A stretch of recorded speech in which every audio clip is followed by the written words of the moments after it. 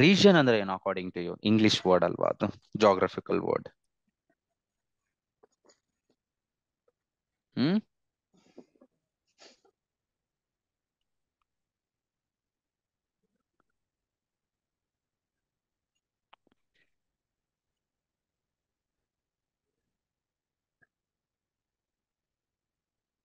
Region ಅಂದ್ರೆ ಏನು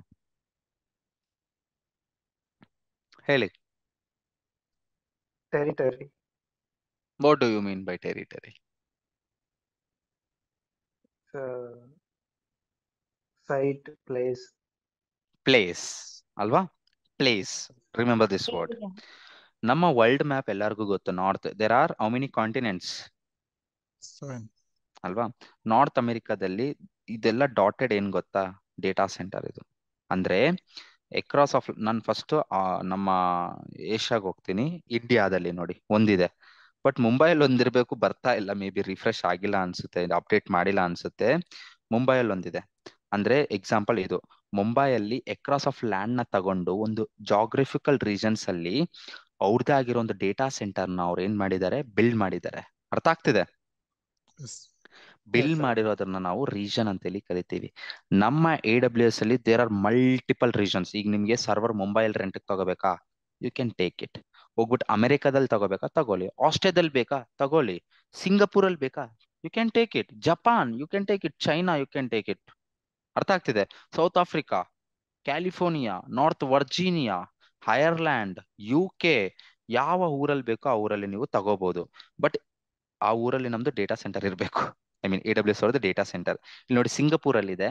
ಇಲ್ಲಿ ರೆಡ್ ಡಾಟ್ ಏನಪ್ಪಾ ಅಂತಂದ್ರೆ ಮಲೇಷ್ಯಾದಲ್ಲಿ ಕಮಿಂಗ್ ಸೂನ್ ಅಂತೇಳಿ ಹಾಕಿದ್ದಾರೆ, ಅಂದ್ರೆ ಬಿಲ್ಡ್ ಮಾಡ್ತಿದ್ದಾರೆ. ಬಟ್ ಇಲ್ಲಿ ಹೈದರಾಬಾದ್ ಇರಬೇಕು. I am not sure why it's not displaying now. Let me refresh once and check. ಸ್ವಲ್ಪ ಟೈಮ್ ಹಿಡಿಯುತ್ತೆ ಅನ್ಸುತ್ತೆ, ನೋ ಪ್ರಾಬ್ಲಮ್. ಈ ಲಿಂಕ್ ನಾನು ಕಳಿಸ್ತಿದ್ದೀನಿ ಚಾಟ್ ಅಲ್ಲಿ. You can also view this link. ಬ್ಯಾಂಗ್ಳೂರಲ್ಲಿ ಇನ್ನೂ ಆಗಿಲ್ಲ ಸರ್. ಬ್ಯಾಂಗ್ಳೂರಲ್ಲಿ ಇಲ್ಲ ಸರ್. ಇನ್ನೂ ಆಗಿಲ್ಲ ಅಂತಂದ್ರೆ ನಾವು ಹೇಳ್ಬೇಕು ಅವ್ರಿಗೆ, CEO ಹೋಗಿ ಕಟ್ಸಿ ಸರ್ ಅಂತೇಳಿ. ಓಕೆ, ಬ್ಯಾಂಗ್ಳೂರಲ್ಲಿ ಕ್ಯಾಚಿ ಸರ್ವರ್ಸ್ ಇರ್ತವೆ ಅವ್ರದ್ದು. ಅದೇನು ಅಂತೇಳಿ ಅಪ್ಕಮಿಂಗ್ ಕ್ಲಾಸಸ್ ಅಲ್ಲಿ ಮಾಡ್ತೀನಿ. ಬಟ್ ಡೇಟಾ ಸೆಂಟರ್ ಇಲ್ಲ. There is a Mumbai and Hyderabad ಅಷ್ಟೇ. ಓಕೆ ಓಕೆ, ಅಜೂರು ಇಲ್ಲ ಬ್ಯಾಂಗ್ಳೂರಲ್ಲಿ. Okay, okay because Bangalore is expensive ಅಲ್ವಾ ಲ್ಯಾಂಡ್, ಅದೇ ರೈಟ್? ಬಟ್ ಎಸ್ ಮುಂಬೈಯಲ್ಲಿ ದೇ ಹಾವ್ ಬಿಲ್ಡ್ ಲಾಂಗ್ ಆಗೋ 2016 ಅಲ್ಲೇ ಕಟ್ಸ್ಬಿಟ್ಟಿದ್ದಾರೆ. Something like that. Depends, sir. It's not in our hand. It's all depends on their companies. Okay. ಇಲ್ಲಿ ನೋಡಿ, ಇಲ್ಲೊಂದು ಕಂಪನಿ ಇಲ್ಲಿ ಕಟ್ಟಿಸ್ತಾ ಇದ್ದಾರೆ. ಇಲ್ಲಿ ಥೈಲ್ಯಾಂಡ್ ಅಲ್ಲಿ ದೇ ಆರ್ ಬಿಲ್ಡಿಂಗ್. ಈ ತರ ನಮ್ಮ ಏಷ್ಯಾದಲ್ಲಿ ದೀಸ್ ಮೆನಿ ದ ರೀಜನ್ಸ್. ಅರ್ಥ ಆಯ್ತಾ? ಟೋಟಲ್ ಬಂದ್ಬಿಟ್ಟು you can also Google it and check. There will be 30+. ಅದೇ ತರ ಆಸ್ಟ್ರೇಲಿಯಾ, ನ್ಯೂಜಿಲ್ಯಾಂಡ್, ಇಲ್ಲಿ ಕಮಿಂಗ್ ಇನ್ ನ್ಯೂಜಿಲ್ಯಾಂಡ್. ಆಸ್ಟ್ರೇಲಿಯಾದಲ್ಲಿ ಸಿಡ್ನಿದಲ್ಲಿ ಒಂದಿದೆ, ಇನ್ನೊಂದು ಇಲ್ಲಿದೆ. ಫೈನ್. ಇನ್ನೊಂದು ನಾವು ಆಫ್ರಿಕಾಗೆ ಹೋಗಿರ್ತೀವಿ ಅಂದ್ರೆ ಆಫ್ರಿಕಾದಲ್ಲಿ ಒಂದೇ ಇದೆ. ಈ ಊರಲ್ಲಿ ನಾವು ರೆಂಟ್ಗೆ ತಗೋಬಹುದು. ಆಯ್ತಾ? ಅದೇ ತರ ಮಿಡಿಲ್ ಈಸ್ಟ್ಗೆ ಹೋದ್ರೆ ದೇರ್ ಆರ್ ಮಲ್ಟಿಪಲ್ ರೀಸನ್ಸ್. ಈ ಊರಲ್ಲಿ ಬೇಕಂದ್ರೆ ನಾವು ಇಲ್ಲಿ ತಗೋಬಹುದು ರೆಂಟ್ಗೆ. ಬಹರೇನಲ್ಲಿ ಬೇಕಾ ಬಹರೇನಲ್ಲಿ ತಗೋಬಹುದು. ಇಲ್ಲಿ UAE ಅಂದ್ರೆ ದುಬೈಲ್ ಬೇಕಾ ದುಬೈಲ್ ರೆಂಟ್ ತಗೋಬಹುದು ಸರ್ವರ್ಸ್ ನ. Or you can build your own network there. ಇಲ್ಲಿದೆ ಡಬ್ಲಿನ್ ಇದೆ. Let me show. ಲಂಡನ್ ಇಲ್ಲಿದೆ ನೋಡಿ, UK. ಇಲ್ಲಿ ಐರ್ಲ್ಯಾಂಡ್ ಇದೆ. I am going here soon for MS. So I am so excited to show you this. I am going either year or year. And ಇಲ್ಲೊಂದಿದೆ, Spain ಇದೆ. ಇಲ್ಲೊಂದಿದೆ. ಇದು coming soon ಒಂದು. So Germany is coming soon. ಆಯ್ತಾ? ಈ ತರ ನಮಗೆ multiple things across of land ನ ಈ ತರ ತಗೊಂಡು ಅವ್ರದ್ದೇ ಆಗಿರೋ ಒಂದು ಡೇಟಾ ಸೆಂಟರ್ ಕ್ರಿಯೇಟ್ ಮಾಡ್ಬಿಟ್ಟು ಎಂಡ್ ಯೂಸರ್ಸ್ಗೆ ಅವೈಲಬಲ್ ಮಾಡ್ತಿದಾರಲ್ವಾ, ಅದನ್ನ ನಾವು ರೀಜನ್ಸ್ ಅಂತ ಹೇಳಿ ಕರಿಬಹುದು. ರೀಜನ್ಸ್ ಅಂದ್ರೆ ಅರ್ಥ ಆಯ್ತಾ? What is region sir? Answer ಮಾಡಲ್ಲ. Let me answer. Yes, sir. Yes sir. ಒಂದು geographical location, they build their own data center and make it available for the end user. Okay, ಇದು regions. ಇಷ್ಟು regions ಇದಾವೆ ನಮ್ಮ ಹತ್ರ. Okay, regions ಅಂದ್ರೆ ಅರ್ಥ ಆಯ್ತು. ಈಗ ಅವೈಲಬಿಲಿಟಿ ಝೋನ್ಸ್ ಅಂದ್ರೆ ಏನಾಗಿರ್ಬೋದು? ರೀಜನ್ ಒಳಗಡೆ ಒಳಗಡೆ ಡೇಟಾ ಸೆಂಟರ್ಸ್. ಹ್ಮ್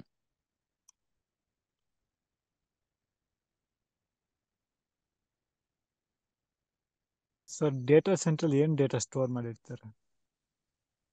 ಏನ್ ಡೇಟಾ ಸ್ಟೋರ್ ಮಾಡಬಾರ್ದು ಹೇಳಿ? ಡೇಟಾ ಸೆಂಟರ್ ಅಂದ್ರೆ ಬರೀ ಡೇಟಾ ಸ್ಟೋರ್ ಮಾಡೋದು ಒಂದೇ ಅಲ್ಲ ಸರ್, ಏನಾದ್ರೂ ಮಾಡ್ಬೋದು ಅಲ್ಲಿ. ಯು ಕ್ಯಾನ್ ಟೇಕ್ ಸರ್ವರ್ಸ್ ರೆಂಟ್ಗೆ ತಗೋಬಹುದು, ಏನಾದ್ರು ಸ್ಪೆಸಿಫಿಕೇಶನ್ ಮಾಡಬಹುದು. ಡೇಟಾ ಸೆಂಟರ್ ಅಂದ್ರೆ ಬರೀ ಡೇಟಾಗೋಸ್ಕರ ಒಂದೇ ಯೂಸ್ ಮಾಡಲ್ಲ. ಓಕೆ, ಏನ್ ಸೇವ್ ಮಾಡಬಾರ್ದು ಹೇಳಿ ನೋಡೋದ.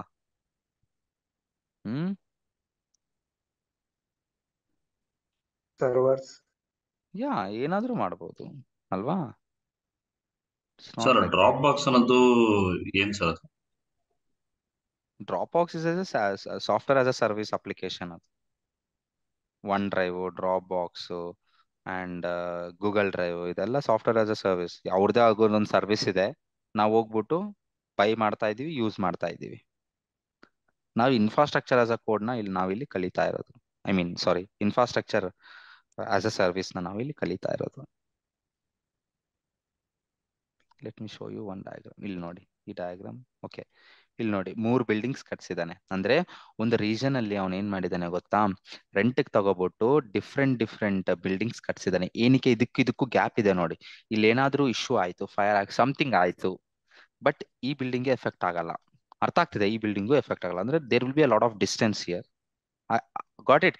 ಇದನ್ನ ನಾವು ಅವೈಲಬಿಲಿಟಿ ಝೋನ್ ಅಂತೇಳಿ ಕರಿಬೋದಾ? Zone 1, zone 2, zone 3. ಈಗ ನಾವು ಒಂದು ಅಪಾರ್ಟ್ಮೆಂಟ್ ಕಟ್ಟಿಸ್ತಾ ಇದೀವಿ ಅಂದ್ರೆ ದೊಡ್ಡ ಬಿಲ್ಡಿಂಗ್ ಅಲ್ಲಿ ಎಲ್ಲ ಒಂದೇ ಅದ್ರಲ್ಲಿ ನುಗ್ಸಲ್ಲ. 3 block A, block B, block C ಅಂತೇಳಿ ಕಟ್ಟಿಸ್ತಾರಲ್ಲ ಒಂದು apartment.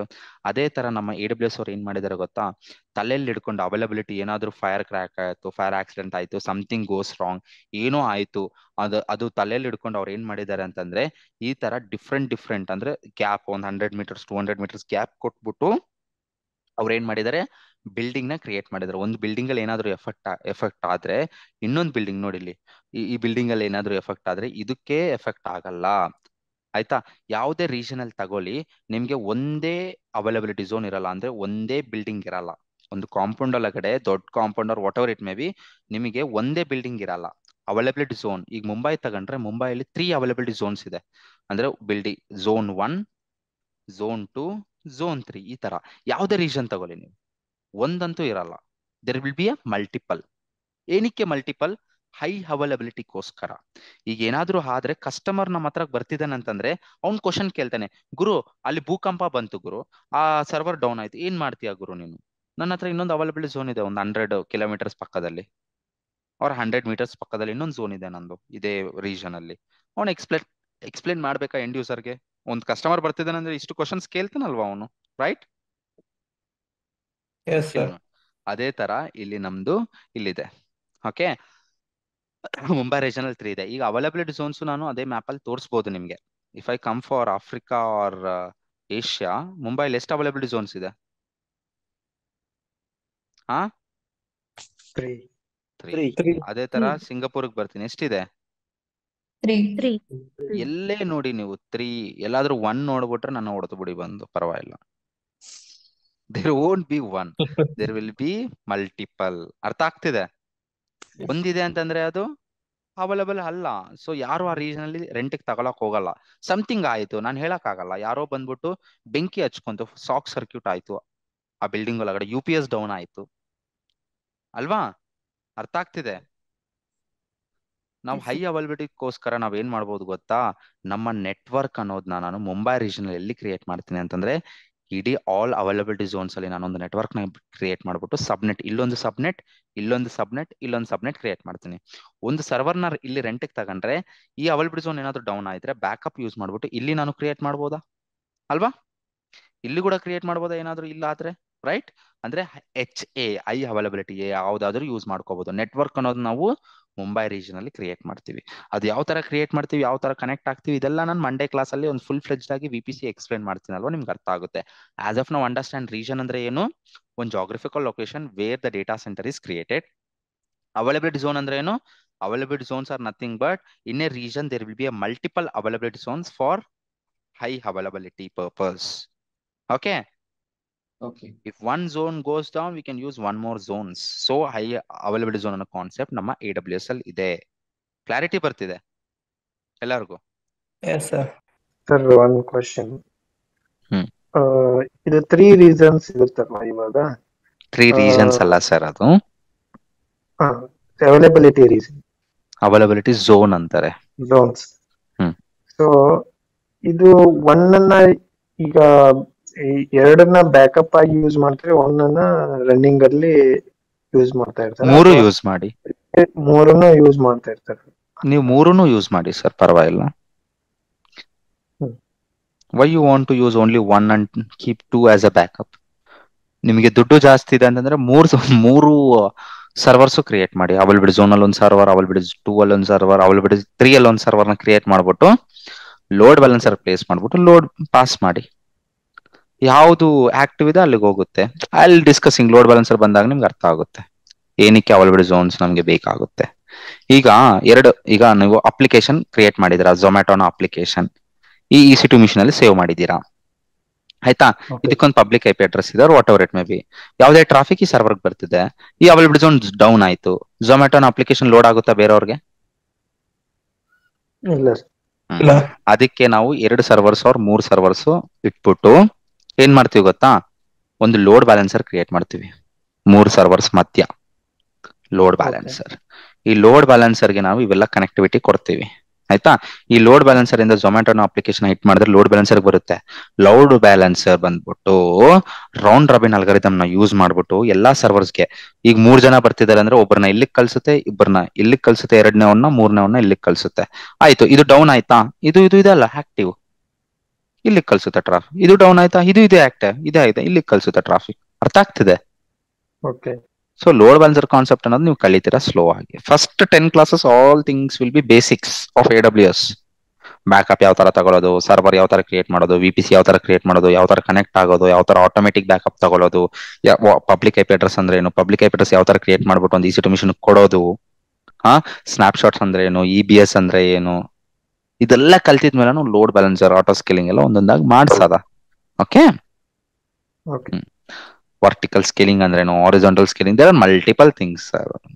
So have patience, will go for one by one.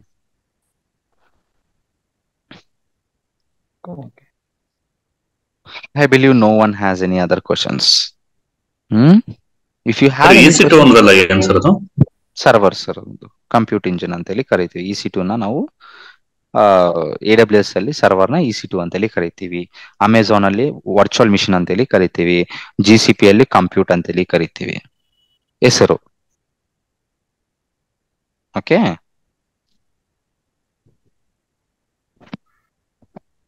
ಅರ್ಥ ಆಗಿಲ್ಲ? ಕ್ವಶನ್ ಕೇಳಿದ್ಮೇಲೆ ಆನ್ಸರ್ ಮಾಡಿದ್ಮೇಲೆ ಅರ್ಥ ಆಯ್ತಾ ಇಲ್ಲ? Like I just want to know. Srinivas, ಅರ್ಥ ಆಯ್ತು. Okay, so names will be different. ಹೆಂಗೆ ಅಂತಂದ್ರೆ, ಒಂದು ಕ್ಲೌಡ್ ಅಲ್ಲಿ ಒಂಥರ ಕರೀತಾರೆ ಅಲ್ವಾ?